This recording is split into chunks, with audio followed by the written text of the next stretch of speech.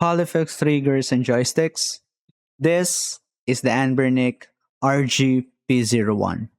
Kasama niya sa box ang kanyang charging cable, user manual, at syempre hindi mawawala dyan yung kanyang 2.4 GHz dongle. Punta naman tayo sa gamepad itself. Ang kanyang button layout ay gumagamit ng Xbox format. Conductive rubber naman ang material na ginamit sa kanyang mga buttons. At pero syempre, ang highlight nitong gamepad na to is yung kanyang Hall effect, triggers, at joysticks, kung saan gumagamit ito ng magnets and electrical conductors to measure their position, distance, and movement.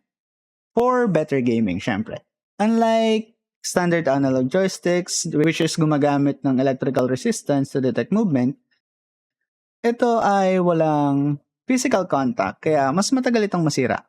Kaya kung naghahanap ka ng gamepad na may